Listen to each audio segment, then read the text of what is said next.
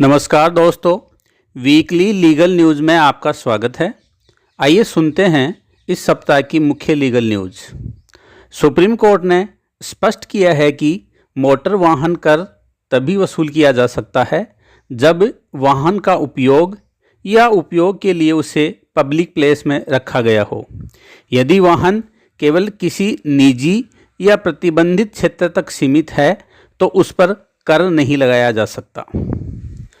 Punjab and Haryana high court ने कहा है कि साफ सुथरी और पढ़ने योग्य मेडिकल पर्ची और डायग्नोसिस स्वास्थ्य के अधिकार का अभिन्न हिस्सा हैं, जो संविधान के अनुच्छेद 21 के तहत एक मौलिक अधिकार है।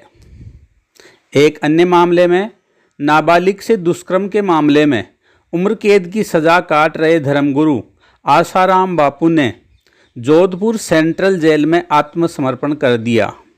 यह कदम उन्होंने राजस्थान हाई कोर्ट द्वारा उनकी अंतरिम जमानत अवधि बढ़ाने से इनकार करने के बाद उठाया।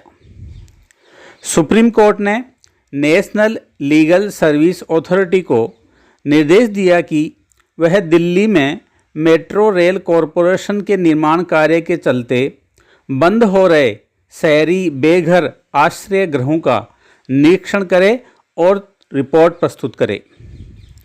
Punjab and Haryana high court ने पंचकुला में तैनात महिला सहायक जिला अभियोजक को अपने ही पति के खिलाफ दर्ज यौन उत्पीड़न के केस में सरकारी वकील के रूप में पेश होने पर कड़ी फटकार लगाई है। कोर्ट ने कहा कि उन्होंने पेशेवर आचार संहिता का उल्लंघन किया और अदालत को यह जानकारी तक नहीं दी कि आरोपी उनका पति है। सुप्रीम कोर्ट ने इलाहाबाद हाई कोर्ट द्वारा एक जमानत मामले में 21 बार सुनवाई टालने पर कड़ी नाराजगी जताते हुए दोहराया कि व्यक्तिगत स्वतंत्रता से जुड़े मामलों का शीघ्र निपटारा किया जाना चाहिए। एक अन्य मामले में सुप्रीम कोर्ट ने बार काउंसिल ऑफ इंडिया और केंद्र सरकार से उस जनहित याचिका पर जवाब मांगा जिसमें प्रैक्टिस कर रही महिला वकीलों पर कार्यस्थल पर महिलाओं के यौन उत्पीड़न से संरक्षण अधिनियम 2013 लागू करने की मांग की गई है। बॉम्बे हाई कोर्ट ने कहा है कि किसी अधिवक्ता का नाम एक राज्य बार काउंसिल की सूची से दूसरे राज्य बार काउंसिल की सूची में स्थानांतरित करने पर कोई शुल्क वसूलना कानूनन गलत है। न्यायालय ने इसे अधिवक्ता अधिनियम 1961 की धारा 18 क्लॉज ए के प्रावधानों के विपरीत ठहराया। एक मामले में सुप्रीम कोर्ट ने केंद्र सरकार को नोटिस जारी कर जवाब मांगा जिसमें पूर्व राज्यसभा सांसद सुब्रमण्यम स्वामी की उस याचिका पर सुनवाई की गई जिसमें उन्होंने राम सेतु को शीघ्र राष्ट्रीय स्मारक घोषित करने का निर्देश देने की मांग की है।